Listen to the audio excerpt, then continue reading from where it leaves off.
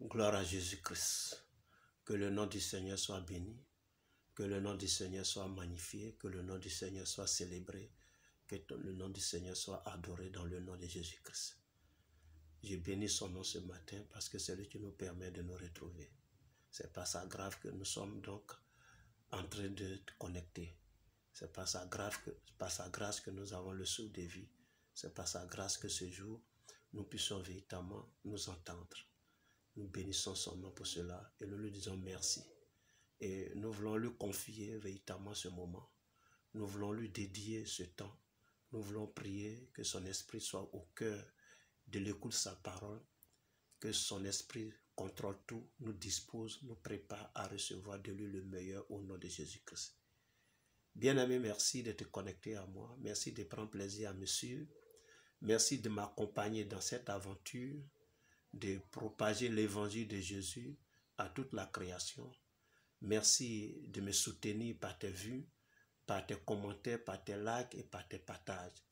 Et si tu n'es pas encore abonné, abonne-toi, nous allons faire chemin ensemble. Et le Seigneur te bénira au-delà de toute pensée, de toute espérance au nom de Jésus-Christ. Alléluia. Ce matin, voici un peu le passage que le Seigneur me donne de lire. Et par ce passage-là, nous allons donc apporter une brève exhortation. Alléluia. Dans le livre de 1 Corinthiens au chapitre 6, et je vais lire à partir du verset 15 et ce jusqu'au verset 20. C'est un peu une longue lecture, mais soufflez que je la lise. Alléluia. Ne savez-vous pas que vos corps sont des membres de Christ? Prendrai-je donc les membres de Christ pour en faire les membres d'une prostituée? Loin de là. Ne savez-vous pas que celui qui s'attache à la prostituée est un seul corps avec elle? Car il est dit, les deux deviendront une seule chair. Mais celui qui s'attache au Seigneur est avec lui un seul esprit. Fuyez l'impudicité. Quelque autre péché qu'un homme commette, ce péché est hors de son corps. Mais celui qui se livre à l'impudicité pêche contre son propre corps.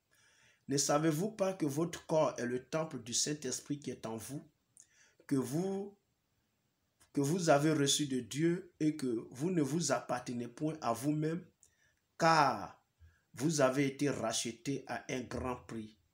Glorifiez donc Dieu dans votre corps et dans votre esprit qui appartiennent à Dieu. Alléluia. Au travers de cette exhortation, je veux parler d'un sujet, je ne sais pas si je dois dire tabou, parce qu'il n'est plus tabou maintenant. Je veux parler un peu du sexe. Alléluia. La Bible nous dit dans le livre de Proverbes 16, au verset 4, que Dieu a créé tout pour un but. Donc Dieu nous a créés pour un but. Les organes biologiques que Dieu nous a donnés, c'est pour un but. Et le sexe aussi a été créé pour un but. Le but du sexe, c'est la reproduction, c'est la procréation. Donc le sexe n'est pas un organe de plaisir, n'est pas un organe de réjouissance ou de jouissance. Alléluia. C'est vrai que ça peut procurer de la joie, ça peut procurer une certaine fierté, une certaine, je vais dire quoi, ça peut peut-être donner une certaine considération ou bien, bon, je ne sais pas moi, mais en tout cas, c'est pour la reproduction. Alléluia. Et Dieu a défini un cadre véritable, un cadre saint dans lequel nous devons faire usage du sexe. Amen. Alléluia. C'est dans le cadre du mariage. Parce que le texte que nous venons de lire là, au verset 16, il est dit que car il est dit, les deux deviendront une seule chair. C'est dans le cadre du mariage. Quand nous lisons un peu dans le livre de Genèse, lorsque Dieu a créé la femme, il dit, il n'est pas bien que l'homme soit seul. Je lui ferai une aide semblable à lui. Alléluia. La Bible dit, c'est pourquoi l'homme quittera son père et sa mère et s'attachera à sa femme et les deux deviendront une seule chair. Donc c'est dans le cadre du mariage. Donc tout autre cadre où nous faisons usage du sexe devient un cadre informel, un cadre illégal, donc un cadre considéré comme péché. Alléluia. Mais ce que beaucoup ne savent pas, c'est que le sexe véritablement est une porte d'entrée, n'est-ce pas? Une porte de réception des esprits. Alléluia. Quand la Bible dit les deux deviendront une seule chair, cela veut dire que moi et ma compagne, lorsque nous allons ensemble, nous devenons un. Alléluia. C'est comme il y a une fusion. Alléluia.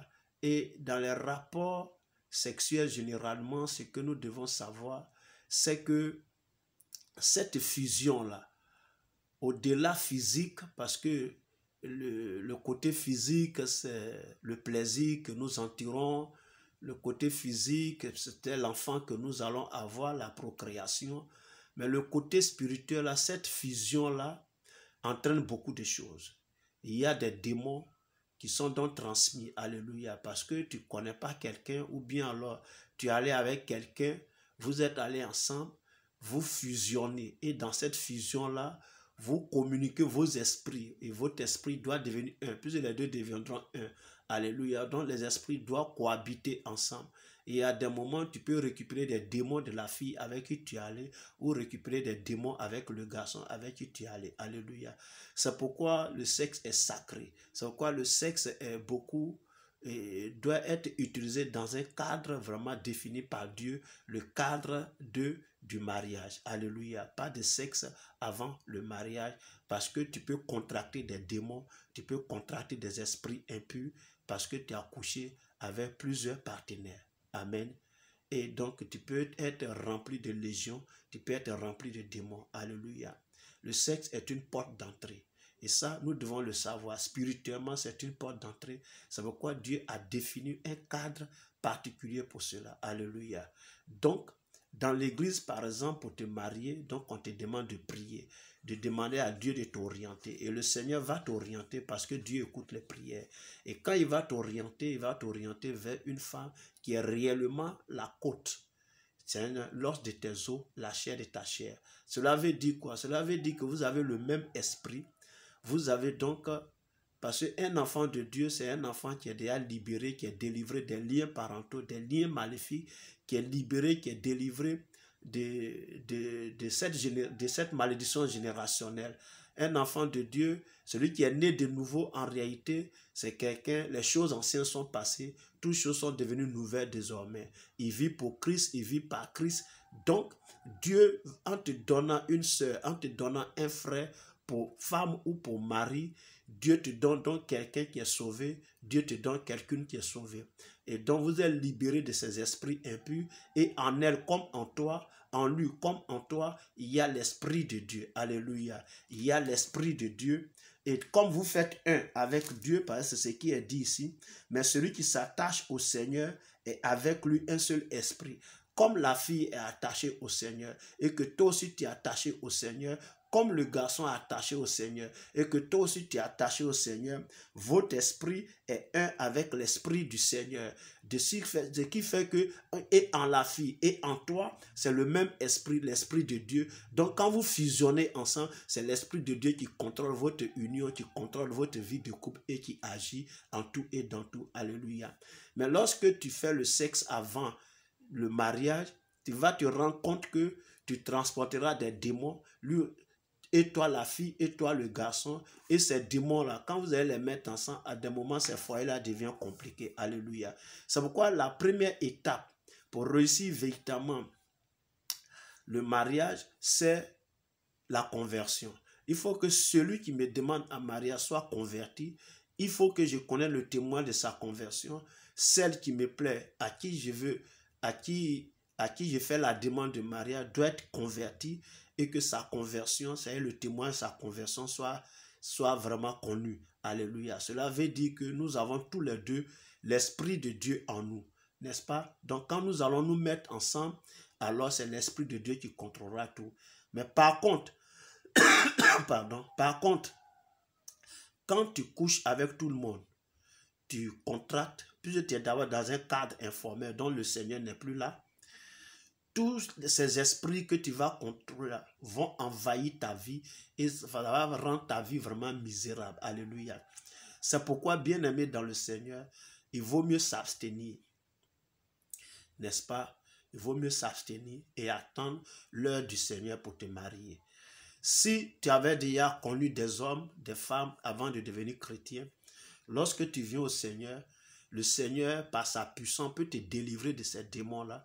Tu mènes ta vie de chasteté tranquillement et après, tu te maries correctement. Alléluia. Mais le sexe est très dangereux. Le sexe, au-delà de procurer du plaisir, de la joie et de procréer, est une porte d'entrée spirituelle où nous contractons beaucoup de démons, où nous contractons beaucoup d'esprits impurs. Alléluia. Quelqu'un est lié à une malédiction générationnelle et il vient se fondre en toi. Alléluia.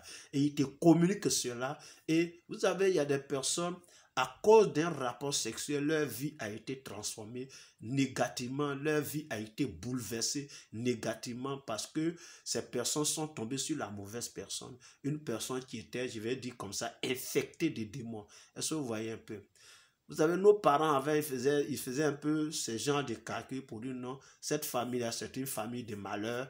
Cette famille-là, ce n'est pas une famille que nous voulons parce qu'il y a tel esprit qui est là-bas. Ils aiment se comporter comme ça et autres. Alléluia. Bon, c'était eux, leur manière, leur intelligence, leur sagesse de détecter déjà les esprits parce qu'ils savent qu'un mariage ou bien des rapports sexuels là, c'est une fusion et qu'au cours de ces rapports sexuels là, on contracte beaucoup d'esprits, on contracte beaucoup de choses qui ne sont pas toujours bonnes. Alléluia. Par un rapport sexuel, tu peux éteindre ton étoile. Alléluia. Parce que celui avec qui, ou celle avec qui tu as ces rapports-là, peut t'apporter des vies, c'est-à-dire des vibrations négatives qui vont ternir ton étoile. Alléluia. À cause d'un rapport sexuel, ta vie peut être bouleversée. Alléluia.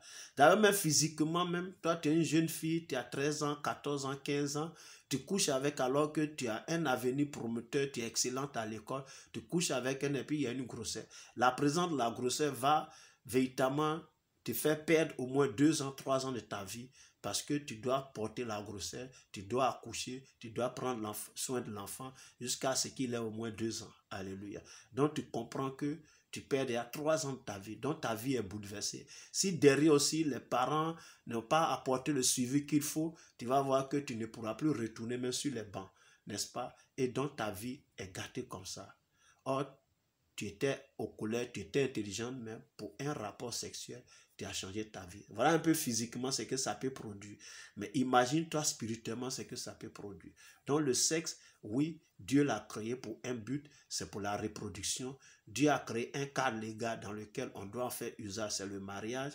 Maintenant, si toi tu en fais usage, n'oublie pas que spirituellement, tu ouvres des portes, tu ouvres une porte dans ta vie à des démons, à des esprits impurs qui demain, qui vont véritablement te créer beaucoup d'ennuis, beaucoup de problèmes, beaucoup de difficultés. Alléluia. Vraiment, c'est le message que le Seigneur me met à cœur pour toi en ce jour. Méfie-toi donc du sexe. Alléluia. Méfie-toi du sexe. Que Dieu te bénisse. Si cette parole t'a fait du bien, like, commente, partage et amène d'autres personnes à s'abonner à cette chaîne. Et nous allons faire chemin ensemble. Dans le nom de Jésus. Amen.